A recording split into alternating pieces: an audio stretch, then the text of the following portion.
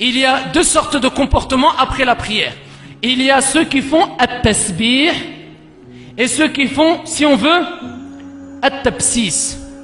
C'est quoi? Ma huwa al-farq bayn at-tasbih wa at-tabsis? Farqun kabir, une grande différence. At-tasbih, c'est quoi? Le fait de faire après la prière et de dire Subhanallah, Subhanallah, Subhanallah, Subhanallah, Subhanallah, Subhanallah 33 fois. Après, Alhamdulillah 33 fois. Après, Allahu Akbar 33 fois. Après, La ilaha illallah, wahdahu la sharika lah, lahul mulk wa lahul hamd, wa huwa ala kulli shay'in qadir. Qala Rasulullah alayhi salatu wassalam, toute personne qui après la prière, il dit 33 fois Subhanallah, 33 fois Alhamdulillah, 33 fois Allahu Akbar. Ensuite, il dit La ilaha illallah, wahdahu la sharika lah, lahul mulk wa lahul hamd, wa huwa ala kulli shay'in qadir. Tous ses péchés sont pardonnés. Tous ces péchés sont pardonnés. Et avant cela, il y a d'autres choses que le prophète nous a dit de dire. Il nous a recommandé de dire, comme le fait de dire 3 fois Astaghfirullah. Ensuite, Allahumma anta salam wa minka salam tabarakta ya dhal jalali wal ikram.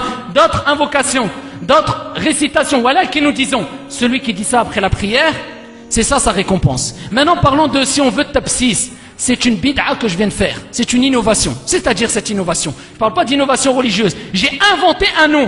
Un mot qui n'existe pas. Voilà qui a apparu récemment. C'est le tabsis. Ça veut dire quoi? Est-ce qu'il y a une différence entre Subhanallah, Subhanallah, Subhanallah et pss, pss, pss, pss, pss, pss, pss, pss. Il y a une différence ou pas? Les gens rigolent. Je parle pour moi le premier. Fawarabbil Kaaba, en général, on entend que ça dans les mosquées.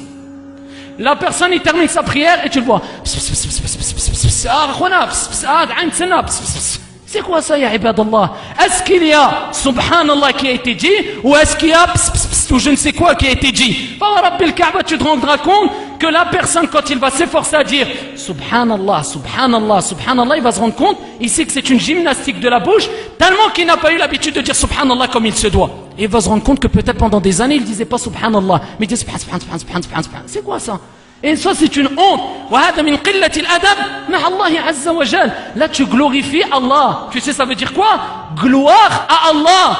Et là, tu manges les mots et les lettres et tu dis je ne sais quoi, comme la personne que tu vas voir avec une sorte de tasbih, comme ils disent, d'accord, ou bien chapelet, et plusieurs noms sont apportés, et tu vois, il parle avec les gens, ou il boit du thé, il est comme ça, comme si c'était mécanique. Tu fais quoi là? Subhanallah. Donc ici, nous disons, soit on glorifie Allah, ou soit on joue avec la religion, ou soit on est en train d'agir avec un manque de pudeur énorme envers Allah Azza wa Jal. Après la prière, on doit se poser et pas se précipiter comme certaines personnes font. À peine il a fait Assalamu alaikum wa rahmatullah, à peine il a fait le deuxième taslim, khalas, il est parti. Alors tu dis peut-être il y a une urgence, la haraj, il n'y a pas de problème. Ou alors la personne, ici tu vas dire, ici il a un rendez-vous urgent ou autre, il se précipite après le taslim de partir, la haraj. Ou alors tu vas le voir devant la mosquée. C'est pas fausse modestie, c'est moi, je parle pour moi le premier et j'essaie d'éduquer mon âme le premier. Et tu vas voir qu'on a beaucoup de temps. Voilà qu'on se précipite. Au lieu de prendre cette récompense, tous tes péchés sont pardonnés. Tous tes péchés sont pardonnés si tu dis Subhanallah 33 fois bien. Alhamdulillah 33 fois bien. Allahu Akbar 33 fois bien. Ensuite, ad-du'a la ilaha illallah wahdahu la sharika lah.